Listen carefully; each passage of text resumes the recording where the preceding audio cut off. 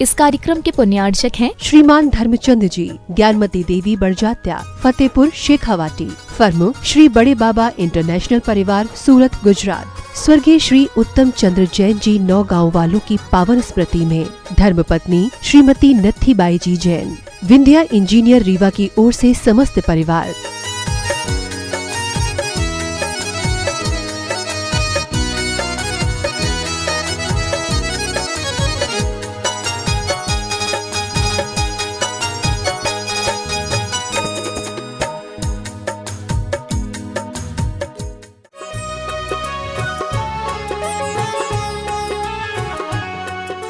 जय श्री ओम नमः सिद्धेभ्यः। जय श्री ओम नमः सिद्धेभ्यः। सर्वमंगलमांगल्यं सर्वकल्याणकारकं प्रधानं सर्वधर्माणां जैनं जयतु शासनम्। जैनं जयतु शासनम्।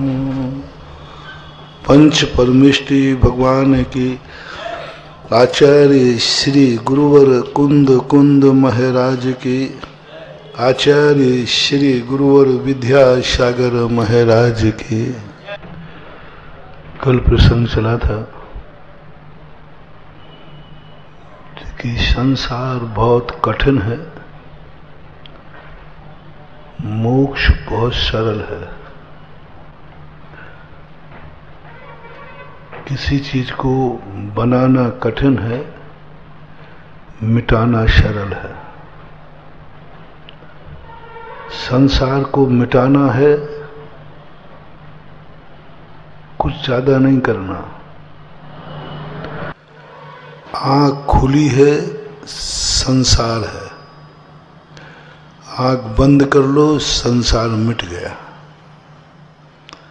आँख खोलने में ज्यादा मेहनत है, ज्यादा रिस्क है कि आँख बंद करने में ज्यादा मेहनत है, ज्यादा रिस्क है।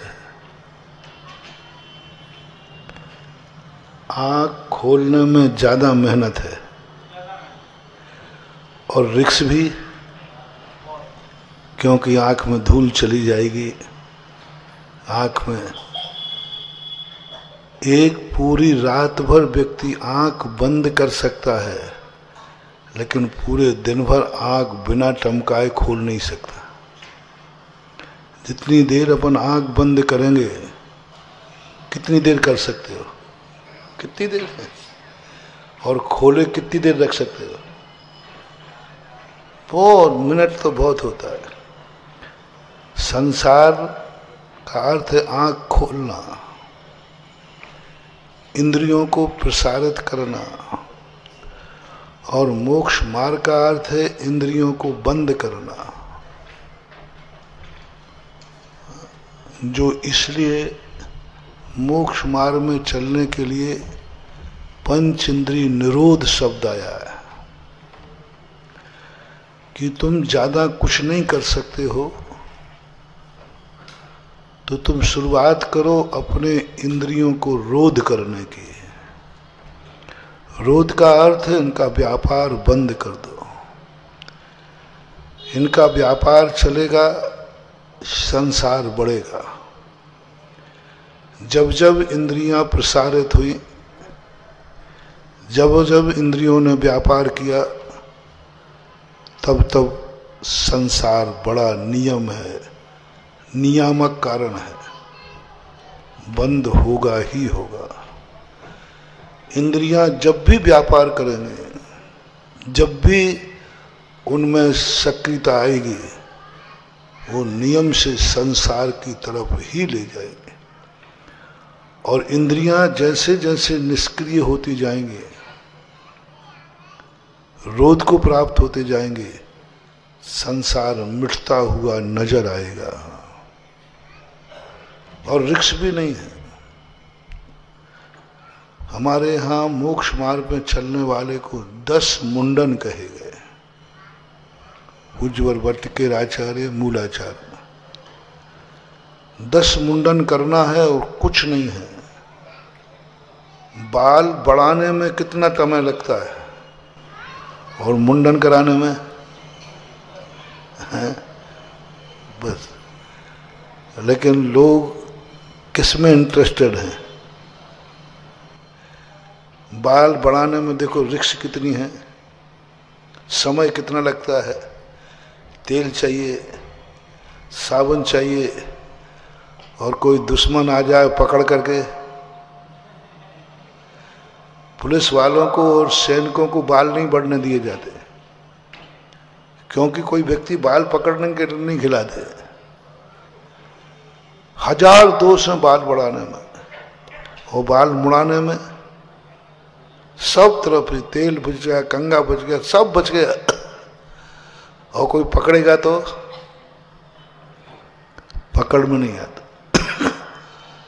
बताते हैं कि बाल पकड़ में आ जाए फिर कितना भी बड़ा व्यक्ति क्यों ना हो, उसकी शक्ति खत्म हो जाती है।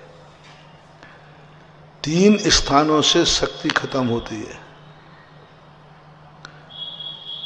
जो कराटे मानते हैं ना, कराटे वाले को 3 स्थान बताया जाता है। एक तो कंधा, कंधे पर प्रहार करो, कितनी बलवान होगा टूट जाएगा।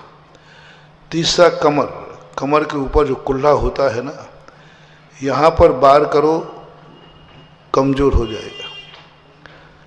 तीसरा होता है पैर, जंघा, जंघा के ऊपर वार करो, कितना भी पहलवान होगा हिल जाएगा। और चौथे नंबर पर है उसके बाल पकड़ में आ जाए। जैसे बाल पकड़ में आता है उसकी सारी शक्तियां अपने आप झंझना उठती हैं। इसलिए सिर मुड़ाने में फायदा ही फायदा है। हवा भी अच्छी लगेगी, कीड़े जू नहीं पड़ेंगे, लेकिन कोई मुड़ाना नहीं चाहता। 5 इंद्रिय मुंडन जो अभी मैं बता रहा था, 5 इंद्रियों के व्यापार को रोको, जितना रोक सको रोको। संसार मिटता जाएगा, मोक्ष की तरफ बढ़ते जाओगे। हत्थ पाए मुंडा, हाथ पैरों को चलने में ज्यादा कष्ट है कि पैरों को रोकने में?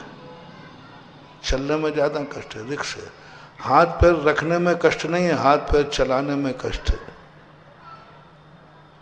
इसलिए संसार भी कठिन है, संसार के रास्ते कठिन हैं, संसार को कारण कठिन है। रिक्स ही रिक्स, कल मैंने विस्तार से बताया था। संसार के जितने कारण हैं सब साइड इफेक्टेड हैं। कल मैंने पापों की बात बताई थी। अहिंसा का मार्ग बहुत सरल है, इज्जत वाला है, सम्माननीय है, प्रशंसनीय है, उत्थान करता है। हिंसा का मार्ग निंदनीय है, अपराध है, संकट में डालता है, नीचे ले जाता है। झूठ बोलने का मार्ग कठिन है, झूठ पकड़ा जाए तो बदनामी है, जीभ काट देवे, सजा हो जाए। सत्य का मार्ग सरल है, कोई पकड़ने वाला नहीं, कोई कानून नहीं, कोई दरवाजा नहीं। सभी पापों को मैंने कल घटाया था। पाप करने वाले को अनेक दरवाजे हैं, बैरियर हैं, सरकार का, कानून का, समाज का, कर्म का, धर्म का, कितने बैरियर हैं। जितने पाप होते हैं इनमें कितने बैरियर लगे हैं, लेकिन बारे बहादुर तुम इतने बैरियर पार करके भी तुम पाप कर लेते हो। कितने बैरियर, कानून का तो है ही, समाज का, धर्म का, कर्म का, कितने रोक, माँ बाप का, परिवार का, सबकी रोके हैं, फिर भी पट्टा। एक बहुत पहले एक पिक्चर थी जुगनू, जुगनू बहुत पुरानी, उसमें जहां वो एक रत्न की कोई आइटम था, मछली थी, क्या थी, हाँ, उस मछली की इतनी सुरक्षा थी कि मात्र एक आरे का पंखा लगा रहता था, कहीं से घुस नहीं सकता, मात्र उस पंखे। अब पंखा इतनी स्पीड से घूम रहा है, तुम्हें उतनी स्पीड से उस पंखे में से पार होना है, उतनी स्पीड। और तुम यदि थोड़ा ही सा होगा वहीं से कट हो जाएगा, आपके दो टुकड़े हो सकते हैं। वो पंखा घूम रहा है, उसके बीच में से पाखुड़ी के बीच में घूमने का वो एक्सरसाइज करना है, और थोड़े से कट हुए कि दो टुकड़े हो जाएंगे, पहने आरे लगे हुए। लेकिन गजब, उस चोर ने उस आरे की एक्सरसाइज करके और वो करे, मर सकता था लेकिन उसको कोई चुरा ली। मन की काश इतना यदि धर्म करने वाला रिक्स ले ले वे तो बेड़ा। पाप करने के लिए तुम लोग कितनी रिक्स उठा रहे हो, मैं तो ताज्जुब करता हूं। हम लोग तो कोई रिक्स उठाए नहीं, हमारा जीवन कोई रिक्स नहीं है, कोई कहीं भी कोई साइड इफेक्ट नहीं, कोई रिक्स नहीं, कानून का डर नहीं हमें। हमारी जिंदगी में कोई काम ही ऐसा नहीं जिससे मुझे जेल हो जाए,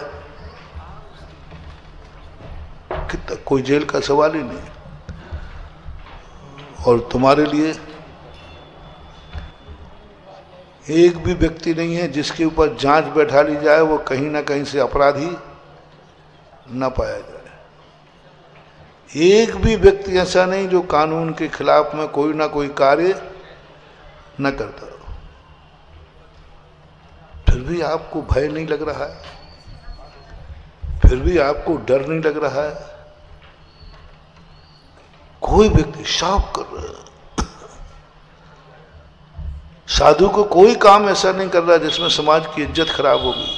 तुम ऐसे कार्य कर रहे हो कि पोल खुल जाए तो समाज की इज्जत खराब, तुम्हारी इज्जत खराब, कुल की इज्जत खराब। हमने जो कार्य किए हैं बताओ, देश की इज्जत खराब तो नहीं हो रही इसमें? अच्छा, मैं तुम्हारी जाति का था तो मेरे ने जो कार्य किए इससे तुम्हारी जाति की इज्जत बढ़ी है कि घटी है? थोड़ा जोर से बोलो।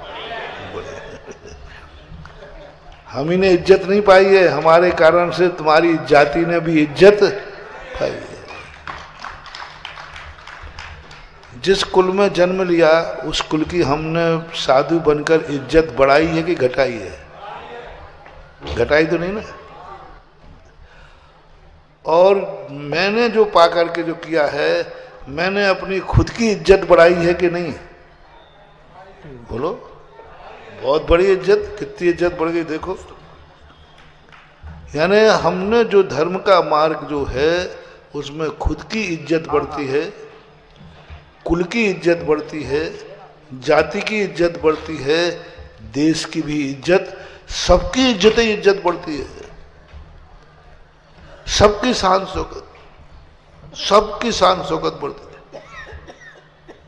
यहां तक कि जल पैरों पर डल रहा है, जल की भी इज्जत बढ़ रही है। लोटा में जल है वो ज्यादा इज्जतवान है कि पैरों के निकलने के बाद ज्यादा इज्जतवान है? लोग पैरों पे जल डला, जल की इज्जत बढ़ गई। जिसको देख ले में उसकी इज्जत बढ़ जाए, जिससे बोल ले में उसकी इज्जत बढ़ जाए, जिसकी सुन ले में उसकी इज्जत बढ़ जाए, जिसको छू ले में उसकी इज्जत बढ़ जाए, सब चारों तरफ से चाहे उनके जीवन में आवे इज्जत ही। शरीर की इतनी इज्जत बढ़ गई। पूज्यवर समंत भद्र महाराज ने लिखा कि ये हाड़ मांस का पिंजड़ा है, नवद्वार वहें घिनकारी, असी देह करें कि मैं यारी। लेकिन मैंने जो कार्य किया है उस कार्य से इस शरीर की भी इज्जत बढ़ गई। शुभावता सुचौकाये रत्नत्रय पवित्र देव। ये घिनौना शरीर हाड़ मांस का पिंजड़ा इतना इज्जत वाला हो गया कि शरीर की लोग इज्जत कर रहे हैं। जहां बैठ जाए उस पाटे की इज्जत बढ़ जाए, जिस पाटे पे बैठ जाए उस पाटे की इज्जत बढ़ जाए, जिस जमीन पर बैठ जाए उस जमीन की इज्जत बढ़ जाए, जिस जमीन पर पैर रख दे वो जमीन तीर्थ बन जाए।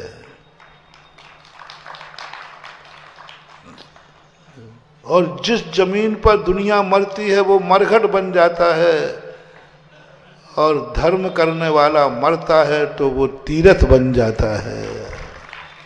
क्या बात है। दुनिया जहां मरती है, जहां उनका शरीर जलता है, वो स्थान सबसे ज्यादा अपवित्र होता है। स्मशान घाट बोलते, सबसे ज्यादा शुद्ध। वहां से कोई निकल भी जाए ना तो कहिए नहा लो, बोले क्यों?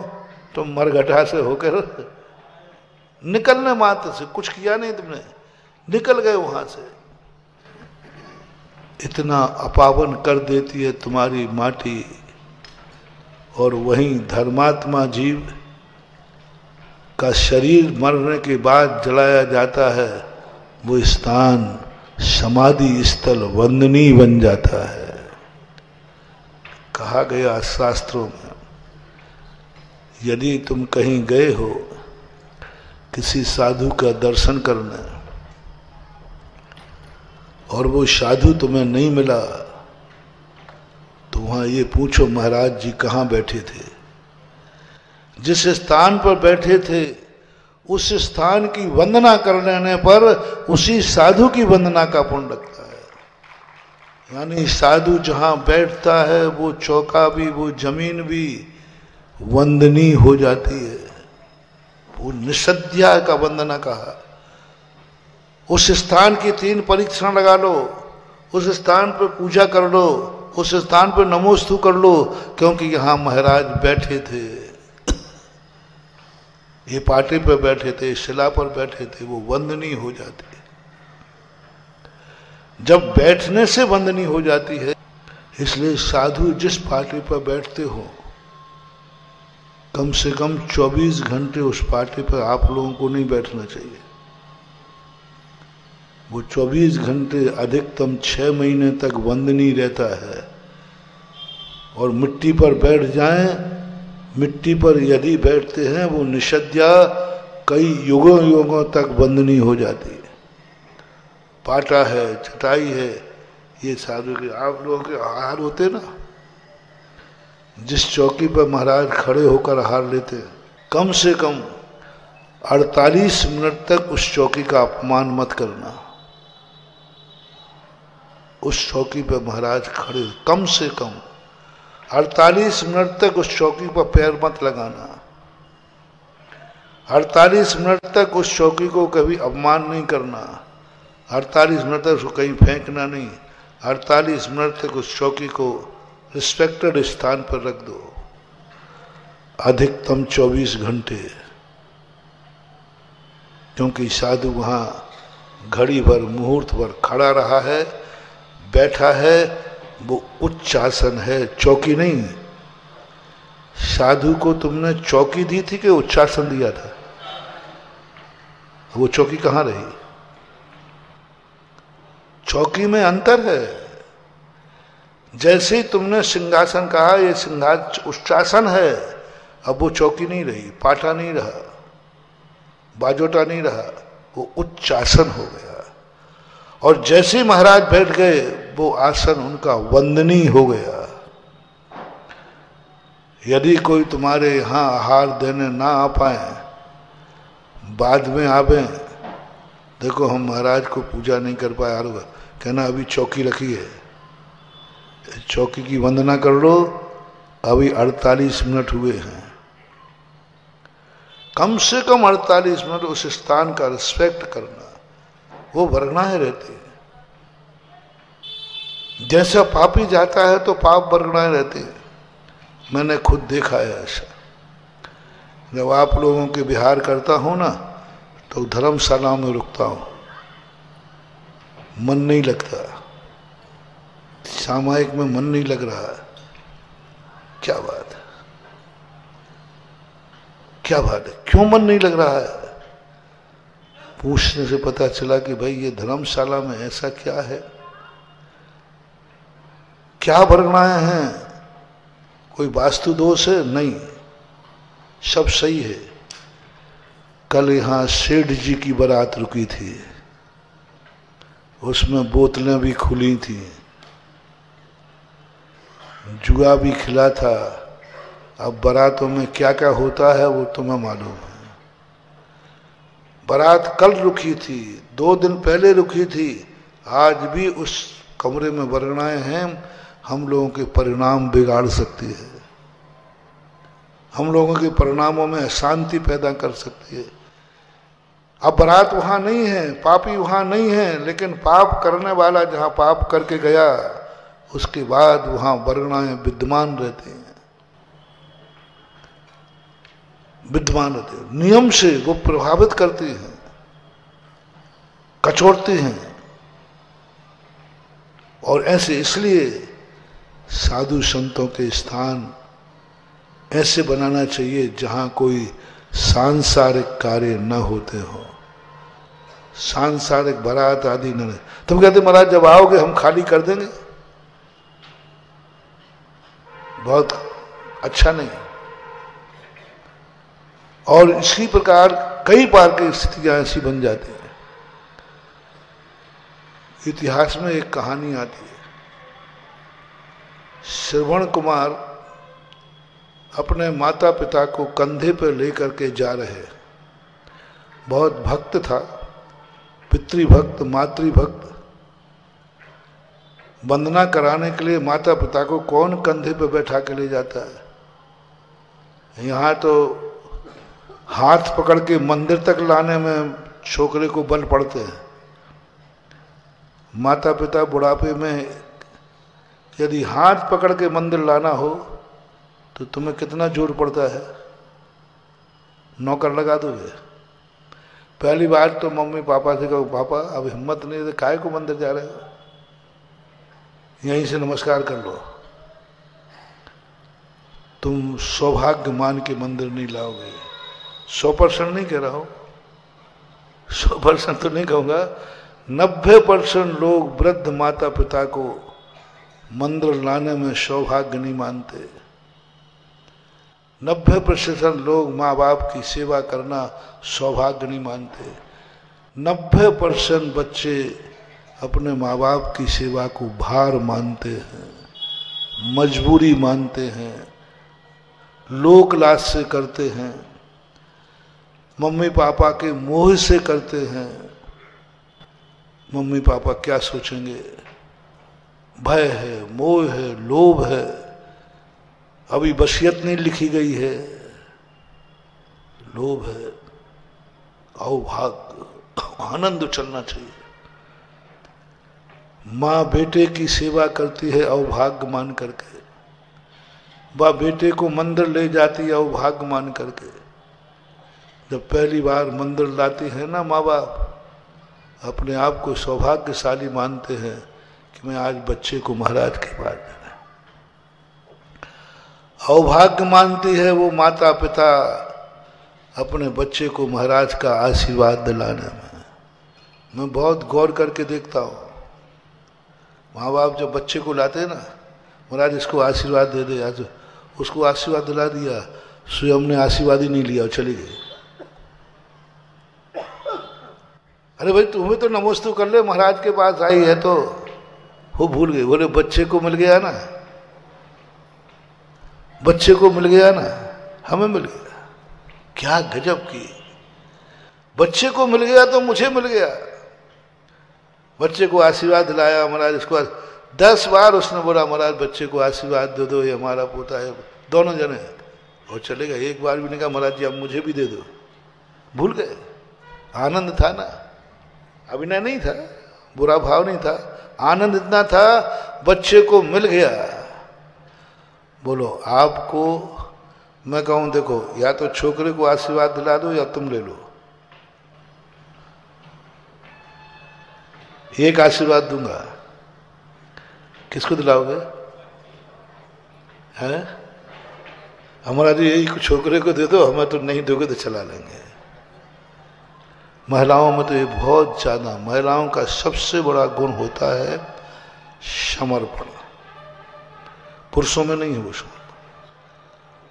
महिला जिसको समर्पित हो जाती है बस उसी के संबंध में सोचेगी, उसी को सुखी रखेगी, सब कुछ उसी को सोचेगी, स्वयं के लिए कुछ नहीं। जिसके लिए वो समर्पित हो जाए, चाहे पति हो चाहे पुत्र हो, ये दो व्यक्तियों के लिए स्त्री समर्पित होती है, पूर्ण समर्पित होती है, अधूरी नहीं, पूर्ण समर्पित। पहला पति के लिए समर्पित होती है स्त्री, सब कुछ उसके लिए। करवा चौथ, सुहाग दशमी, उसके लिए खाने में कोई चीज बने होगी पहले पति को खिलाएगी, उसके सुख को ध्यान रखेगी, सब कुछ उसका समर्पण, कुछ है ही नहीं पूरा। अच्छी नारी की बात बता रहा हूं, अच्छी पत्नी की बात, कुछ नहीं, वो कहता सब कुछ, ये सुख तो मैं सुखी, मैं कितना ही दुखी हूं कोई फर्क नहीं पड़ता। तुम कहो महाराज आपको कैसे मालूम? मेरे पास बहुत बड़े प्रमाण पत्र होते, तुम खारिज नहीं कर पाओगे। आपको कैसे मालूम कि स्त्री पत्नी को समर्पित होती है और वो उसको सुख चाहती है, सब कुछ? मेरे पास प्रमाण है, बिना प्रमाण के मैं कभी बोलता नहीं हूं। मेरे कमरे में पति पत्नी दोनों आते हैं, एक नरियल है, एक श्रीफल है। पत्नी पहले आ गई, दरवाजे पे खड़ी है, उसने मुझे नमोस्तु नहीं किया, श्रीफल उसके पास है। मैंने कहा भाई सामने खड़ी है, मैं सामने बैठा हूं तो नमोस्तु क्यों नहीं कर? वो पीछे देख रही कमरे की तरफ। किसको देख रही है? उसका पति नीचे रुक गया है, वो आया, उसने श्रीफल उसको दिया, उसको श्रीफल चढ़वाया, स्वयं ने हाथ लगाया। क्यों? मैं तो उसी को आशीर्वाद दूंगा जिसने श्रीफल चढ़ाया है। क्या वो मेरी भक्तन नहीं थी? बोलो, थी।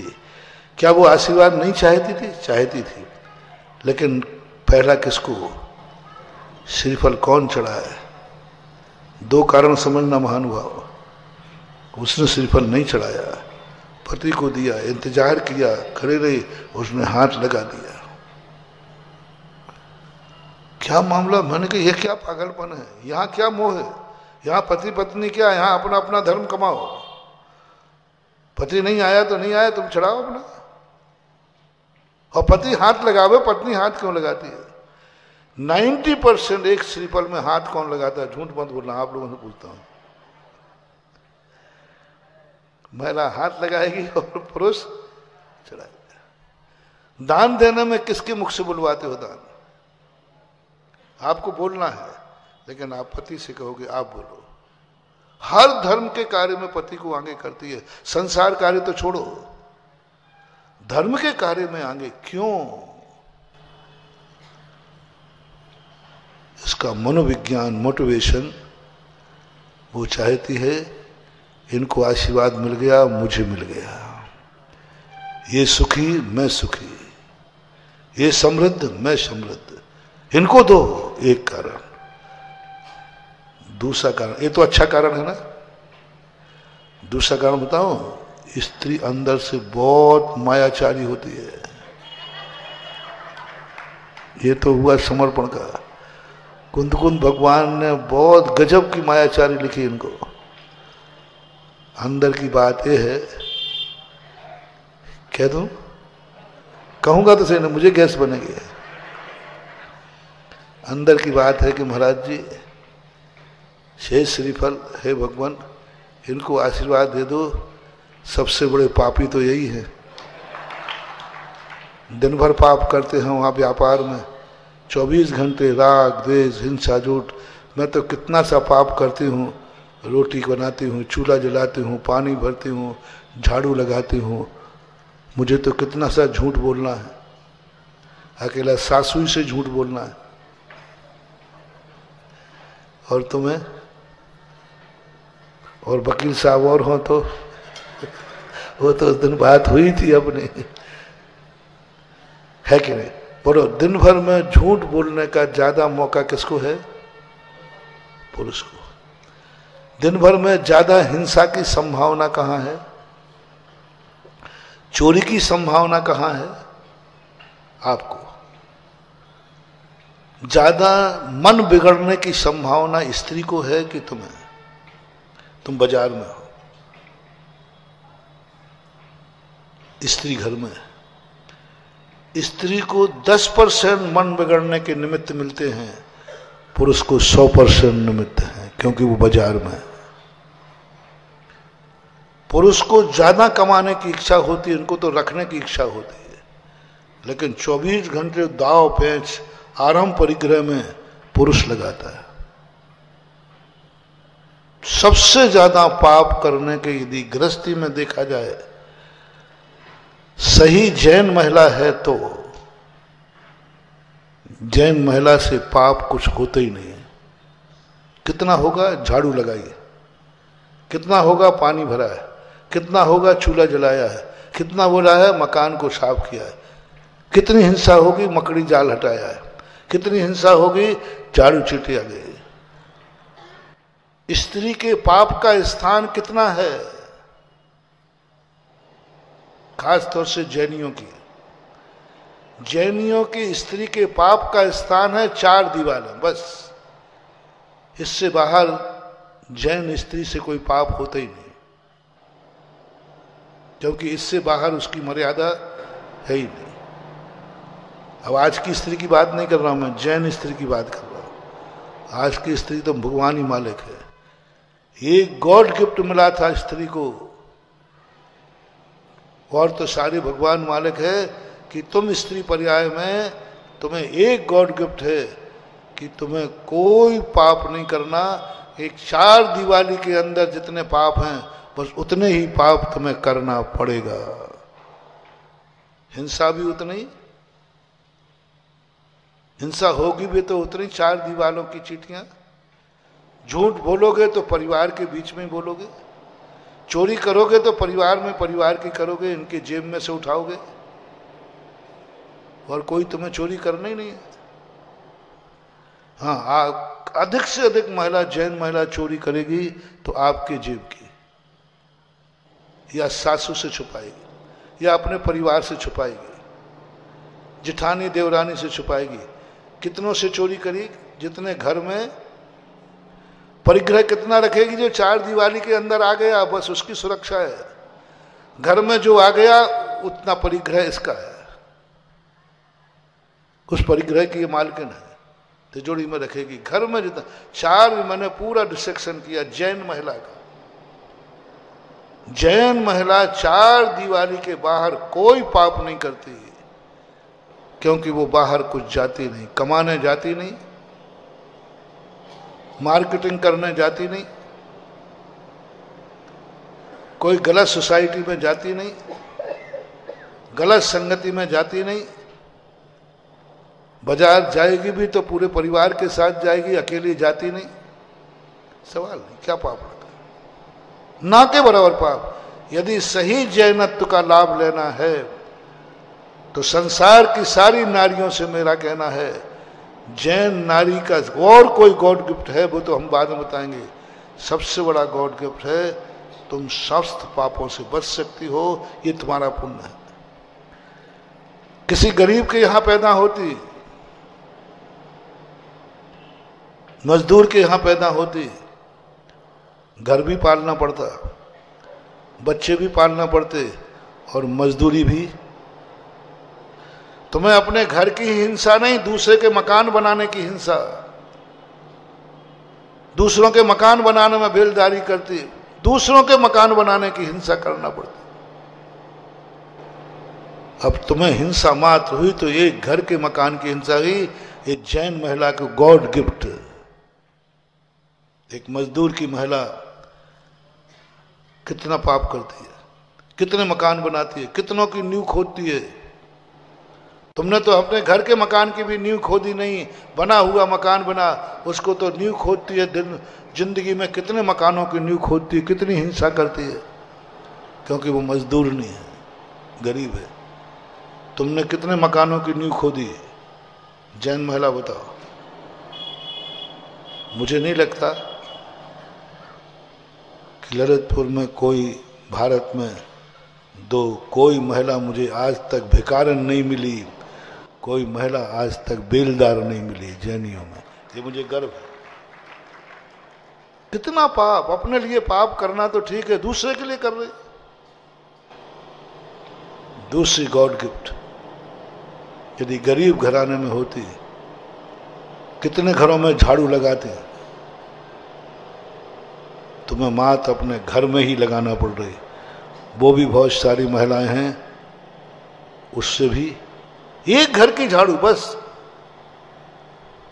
और कैसे लोग हैं, 2 रोटियों के लिए पूरी सड़क पे झाड़ू, पूरे नगर में झाड़ू। कितने घरों में झाड़ुआं लगाती हैं, कितनी झाड़ू, कितना आरंभ है झाड़ू लगाना। हिंसा होती है झाड़ू में, कितनी पूरी सड़क पर, पूरे घरों में। बोलो यहां कौन है जैनियों में जो दूसरे के घर में झाड़ू लगाती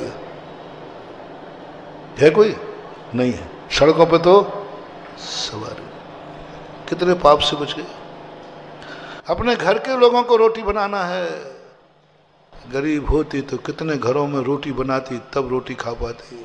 कितने चूल्हे जलाती, कितनी भट्टियां जलाती। अपने घर के जो लोगों के बर्तन मांजना है जूठे, ना जाने कितनों के जूठे बर्तन मांजना पड़ते। कितनी बड़ी गॉड गिफ्ट है। कितना भाग्य है कि तुम एक जैन महिला हो। कितने गलत कार्यों से, अशुभ कार्यों के आश्रय से बच गए। ये अभाग्य तुम्हें मानना चाहिए। जैन महिला मार्केटिंग करने नहीं जाती, नहीं। आज जो फैशन चल रही है गलत है। आज दोनों मार्केट करने जाते हैं तो श्रीमान तो गाड़ी के पास खड़े रहते हैं और दुकानदार से मार्केटिंग कौन करती है? श्रीमान तो आज बिल्कुल बुद्धू हो गया। ये जैन महिला का लक्षण नहीं है। जैन महिला घर में पुरुष होते हुए कभी मार्केटिंग करने नहीं जाएगी। पिता है, पति है, पुत्र है, पुत्र है, पति है, वो नहीं जाएगी मार्केटिंग करने। वो किसी की दृष्टि से नहीं बात करेगी, ना दूसरों से कोई मतलब है। घर में पुरुष वर्ग है, काय के लिए है? घर के अंदर महिला का राज्य होना चाहिए, घर के बाहर पुरुष का राज्य होना चाहिए। घर से बाहर पुरुष संभाले, घर के अंदर महिला संभाले। ये प्रकृति ने, जब से घर के बाहर महिला निकली है तब से महिला असुरक्षित हो गई है। जब जब महिला देरी से बाहर कदम रखेगी असुरक्षित है, क्योंकि मूल्यवान है। मूल्यवान वस्तु को दुनिया लूटता है। घर से बाहर कदम रखते ही, चाहे बिटिया हो, चाहे माँ हो, चाहे पत्नी हो, असुरक्षित है। यहां तक भी हमारे यहाँ की परंपरा है कि मरने के बाद भी पत्नी की स्थिति कहां तक, मरघट पर नहीं जाने दिया। मरघट पर जाने नहीं दिया। मरघट पर मरने तक, कम से कम मरघट तक तो भेजने जावे। कमला चलत न पैड जाए, मरघट तक परिवारा। इस पंक्ति को जब मैंने पढ़ा, मर्यादा, इतनी मर्यादा, इतनी मर्यादा। ये मर्यादा तो बंधन है, ये मर्यादा तो गुलामियत है। आज सुधारवादियों की दृष्टिकोण जो बन रहा है, वो कहता है ये महिलाओं का गुलामियत है, ये बंधन है, महिलाएं भी पसंद नहीं करती। महानुभाव, ये गुलामियत नहीं है, ये तुम्हारी सुरक्षा है। सुरक्षा है। एक नीति है, पुलिस वाले जब जानते हैं किस नेता की जिंदगी खतरे में है, यह व्यक्ति खतरे में है, तो सबसे पहले उसको अरेस्ट कर लेते हैं। अरेस्ट करके जेल में डाल दिया। उसको अरेस्ट किया गया है कि सुरक्षित किया गया है? अरेस्ट करके सुरक्षित किया, नहीं तो मार डालते लोग। सुरक्षित कर दिया उसको। अपन समझ रहे नेता को बंदी बना लिया। थानेदार कहता है साहब मैंने बंदी नहीं बनाया, नेताजी को बचाया है, इसके बिना हमारे पास कोई उपाय था ही नहीं। जो बंधन तुम्हें दिए गए हैं, नारी को, बालक को, बच्चियों को, इनको गुलामियत मत मानो, ये तुम्हारी सुरक्षा है। आजकल के बच्चे कहते हैं पापा मेरे ऊपर, मैं पापा का गुलाम नहीं हूं, हर चीज में बंदे, उनसे पूछो, उनसे बात करो, उनसे कहो मैं इतना गुलाम नहीं हूं, अब बड़ा हो गया हूं। आजकल के बच्चे चिड़चिड़ाने लगे माता पिता से, मुझे गुलाम समझ रखा है। आजकल की बच्चियां चिड़चिड़ाने लगी, आजकल की नारियां चिड़चिड़ाने लगी। यदि उनको थोड़ा सा रोक टोक कर दो, मैं कोई गुलाम हूं क्या, मैं कोई नादान हूं क्या? नहीं, मैंने भाषा बदल दी। मैं इनकी भाषा, आजकल मैं भाषा बदल देता हूं, तुम्हारी भाषा में बोलता हूं। मुझे बंधन क्यों? बच्चियां कहती है भैया और बेटा तो, भैया रात के कितनी बजे आए, मम्मी पापा कुछ नहीं बोलते हो, मैं थोड़ी लेट हो जाऊं तो सब चिल्लाते, ये पक्षपात हो रहा है भैया में और मेरे में। भाई कभी भी आ जाए, वो अकेला भी चला जाए बाजार में और मैं अकेले जाऊं तो घर वाले झगड़ करते। ऐसा मेरे पास केस आते रहते हैं। कई बच्चियां छोड़ी, महाराज जी हमारे घर में पक्षपात होता है, हमारे भैया के लिए कोई पाबंदी नहीं है और मुझे इतनी पाबंदियां हैं कि मैं अकेले। तुम बहुत मूल्यवान है, इसलिए मूल्यवान वस्तु की सुरक्षा की जाती है। ये भैया तो लोहे का टुकड़ा है, ऐसे क्या पड़ा रहने, कहाँ जाएगा। और बिटिया कहती है महाराज जी ये बात, मैंने कहा हाँ बेटा यही बात है, इसको कोई नहीं लूटेगा। लोहे का गाटर बाहर पड़ा है, कोई नहीं उठाता। लोहे के सरिया बाहर पड़े रहते कि नहीं भाई बोलो, कोई नहीं उठाता। कौन उठाएगा उनको, लोहे का सरिया पड़ा रहता है। ऐसे ये पुरुष है, ये लोहे का सरिया है, इसको कोई नहीं लूटता, इस पर किसी की नियत नहीं जाती। ये रात में 12 बजे घूमे, अकेला घूमे, लोहे का टुकड़ा है, सरिया है, और तुम सोने की मोहर गिन्नी गिन्नी गिन्नी।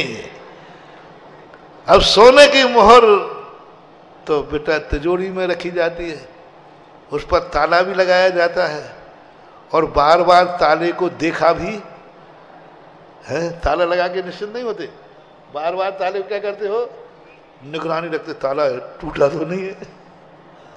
और कई बार तो ताले पर भी ताला, मूल्यवान होता है ना, तो उसको ताले पर भी ताला, पहले कमरे का ताला, फिर तिजोरी का ताला, फिर डिब्बे का ताला। बोलो होते बेटा कि नहीं? बोले हाँ महाराज होते हैं। बस, और बार बार ताले पे निगरानी रहती है कि नहीं, कोई तोड़ तो नहीं लिया। बस तू सोने की गिन्नी है, इसलिए तेरे ऊपर निगरानी रखी जाती है, तुझे पाबंदी रखी जाती है, तुझे सब रखी जाती है। वो बड़ी खुश हुई, महाराज जी अब समझ में आया, मैं सोने की गिन्नी हूं, भैया लोहे का सरिया। व्यक्ति की एक नीति है, वो दूसरे की निंदा करके, निंदा सुन करके प्रसन्न होती है, और अपनी, किसी दिन यदि मैं तुम्हारी निंदा करूं और उनकी प्रशंसा करूं, इतनी खुश होगी। आज उसको ये पता नहीं कि मेरे पति की निंदा हुई है, उसने तो कहा मेरी प्रशंसा हुई है और इनकी। माँ बेटे में देख लेना, यदि मैं माँ की प्रशंसा करूं, बेटे की निंदा करूं, तो माँ जाके घर खुश होती है, छोकरे क्या कहा महाराज देख, अब मैं क्या हूं और तू क्या है। ये संसार की नीति है, चाहे अपने हो चाहे पराये हो, अपनी प्रशंसा, दूसरे की निंदा। भैया हो गया लोहे का सरिया, ये हुई सोने की गिन्नी, खुश। अब महाराज समझ में आ गई, मैंने कि आज के बाद गुलामियत तो नहीं महसूस करूँ। नहीं नहीं, अब तो मुझे समझ में आ गई, मैं सोने की गिन्नी हूं ना। अब तो सारे नियम कानून मेरे ही पे लगेंगे, ताले मेरे ही पे लगेंगे। उस दिन के बाद उसको कभी हीन भावना नहीं आई, हीन भावना नहीं आई उसको। अब पिताजी डांटते फटकारते, उसने कहा नहीं, वो जितने डांटते फटकारते उसको लगता मैं सोने की गिन्नी हूं, महाराज ने कहा है। और भैया नहीं आता, ये तो लोहे का सरिया है, कौन लूटने वाला है इसको। और बोलो मैंने झूठ बोला या सही, दोनों में से कौन लूट सकता है? बोलो, बच्ची या बच्चा? बच्ची लुट सकती है, बच्चे को कोई नहीं लुटा। फर्क इतना बता दिया कि थोड़ा एक उपमा जरूर मैंने गलत दे दी, अब वो थोड़ा बहुत समझाने के लिए नमक मिर्ची तो तुम्हें लोहे का सरिया बनाया और इनको अंदर की बात क्या है। अब वो खुलवाओ मत, नहीं तो मामला किया हुआ प्रवचन खराब हो जाएगा। समझना चाहिए, गुरु हमें डांटता है तो ये क्यों आता भाव कि वो मुझे डांट रहा है, ये समझो कि वो मुझे प्यार कर रहा है, मुझे वो गंदा होने नहीं देना चाह रहा है, ये क्यों नहीं आता बोले। गुरु ने मुझे डांट दिया, ये क्यों नहीं सोच रहे हो, डांट नहीं दिया, गुरु मुझे कितना चाहते हैं कि मेरे से गलती हो गई। क्लास में टीचर ने किसी एक को ज्यादा मारा पीटा तो ये क्यों नहीं सोचता है कि टीचर मुझे फेल होने नहीं देना चाहता। कौन किसको डांटता है? जब गुरु डांटे अवभाग मानना चाहिए।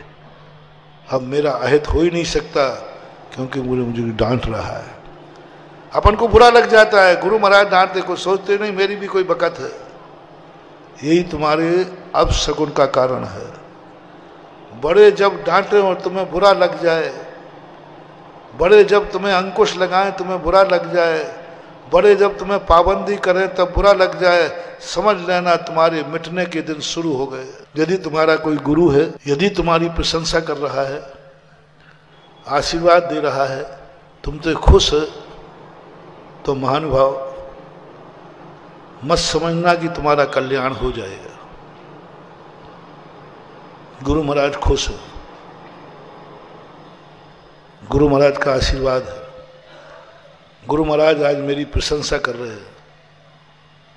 बिल्कुल मत भूलना, बिल्कुल भी विकल्प नहीं करना मेरा कल्याण हो जाएगा, गुरु महाराज खुश है।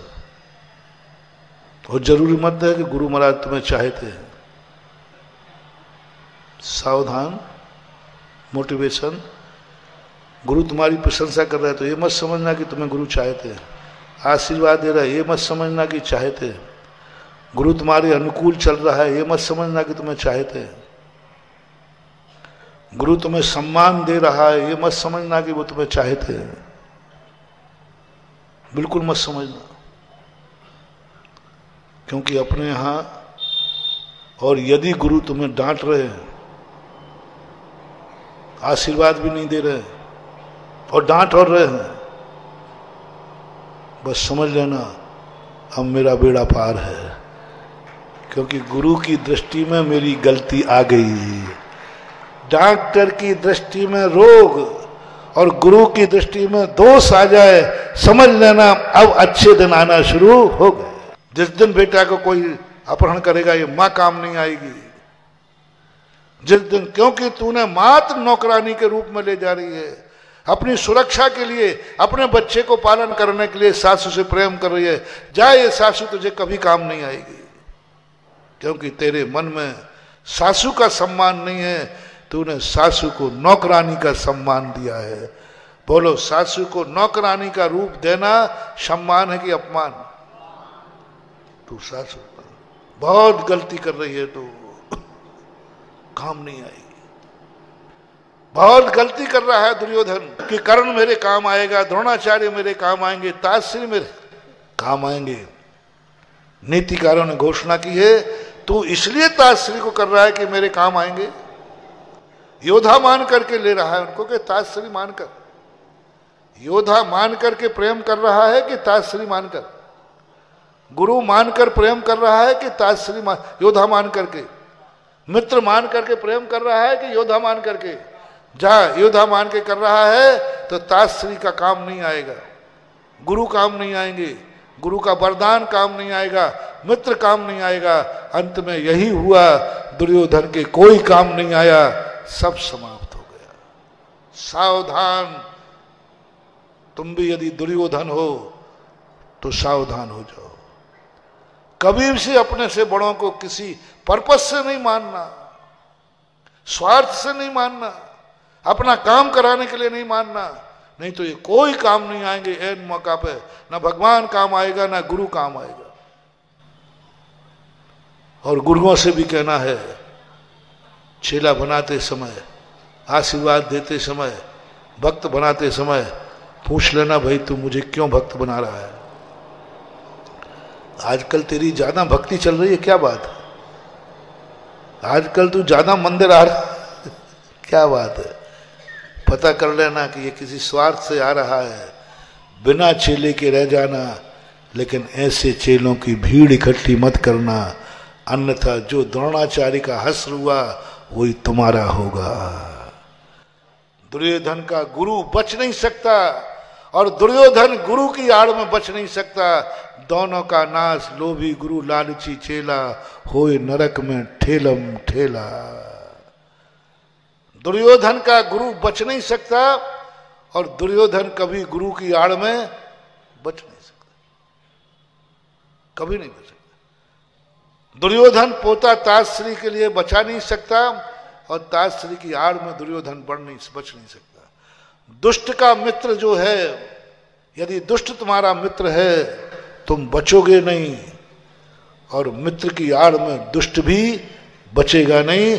कर्ण भी गया, द्रोणाचार्य भी गया, ताजश्री भी गए, कृपाचार्य भी गए, बच गए मात विदुर, क्योंकि उन्होंने दुष्ट का गुरु बनना स्वीकार नहीं किया, तलांजलि दे दी। उन्होंने कहा मुझे ना गुरु चाहिए है, ना मुझे राजपद चाहिए है, ना मुझे कुछ नहीं चाहिए, मुझे दुष्ट नहीं चाहिए। विदुर को भी दुर्योधन ने मनाया, देखो विदुर ने मना कर दिया, मैं तुम्हारे साथ नहीं हूं, मैं इस युद्ध में शस्त्र नहीं उठाऊंगा। दुर्योधन मात्र एक व्यक्ति था पूरे कुरुवंश के पक्ष में, कौन था वो? विदुर ने शस्त्र उठाया? विदुर युद्ध में गए? विदुर युद्ध में नहीं गए, विदुर ने शस्त्र नहीं उठाया। जैन दर्शन के अनुसार तो विदुर ने दीक्षा ले ली, युद्ध के पहले ही मुनि दीक्षा ले ली, संन्यास ले लिया था, और वहां महाभारत में युद्ध को छोड़ दिया था, महामंत्री पद छोड़ दिया था, तलवार नहीं उठाई। उन्होंने कहा दुष्ट के पक्ष में मंत्री पद, महामात्म पद, राज वैभव भी निकृष्ट है, यही मेरी जिंदगी का नाश कर देगा। और हुआ। इसलिए गुरु और शिष्य दोनों को कहना है, आपसे मेरा कहना है, बड़ों को कभी किसी पर्पस से नहीं, गुरु को इसलिए भी मत मनाना कि मुझे आशीर्वाद मिलेगा, ये दुर्योधन बनाता है। आशीर्वाद के लिए गुरु, पुण्य के लिए गुरु, हमारी जिंदगी में काम आएगा, इसलिए गुरु भगवान, इसलिए नमोकार मंत्र, इसलिए माता पिता नहीं। आज से त्याग कर देना, और दुर्योधन हो तो मैं कुछ बोल नहीं सकता। यदि आप इंसान हैं, आप पांडु पक्ष की विचारधारा वाले हैं, तो आज के बाद अपने से बड़ों को किसी पर्पस से मत करना, बस ये मान के करना, ये मेरे बड़े हैं, इनकी सेवा करना मेरा सौभाग्य है। गुरु को आशीर्वाद के लिए नहीं, आशीर्वाद के लिए नहीं, ये गुरु हैं, इनकी सेवा करना मेरा सौभाग्य मानकर करो।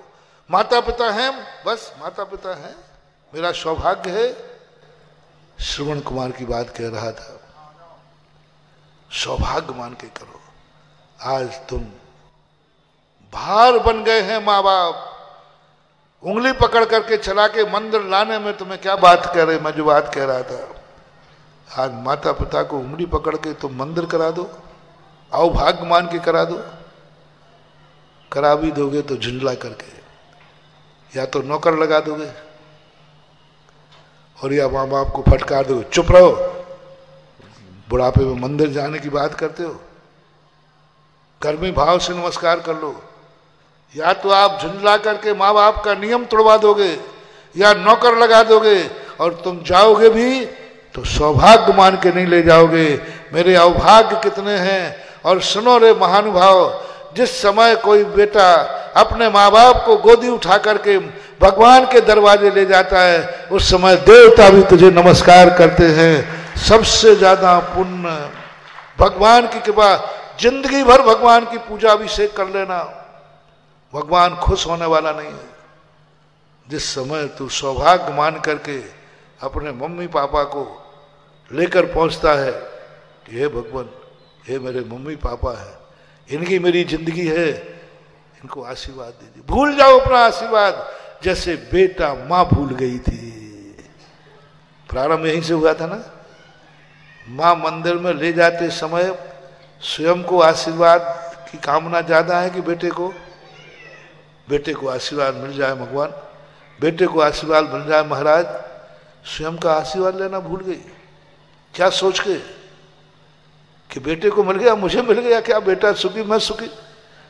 ऐसा ही जैसा माँ बाप करते हैं, ऐसा ही बेटा जब माँ बाप को ले रहा है गुरु के पास, बोले महाराज हमें आशीर्वाद नहीं, मेरे मम्मी पापा को आशीर्वाद दो, ये सुखी तो मैं सुखी, अपने को आशीर्वाद लेना ही भूल जाओ, भूल जाओ अपने लिए। कुछ नहीं, मुझे तो सौभाग्य है कि आज माँ बाप को मुझे सेवा करना पड़ रही है। आज माँ बाप ने कपड़े में गंदगी कर दी, अवभाग्य मान के कपड़े को धो, अवभाग्य मान करके उनकी गंदगी साफ करो, अवभाग्य मान करके। यदि अवभाग्य मान करके तुमने बड़ों की सेवा की तो जाओ 100 जन्म तक भी तुम कभी अनाथ नहीं होगे।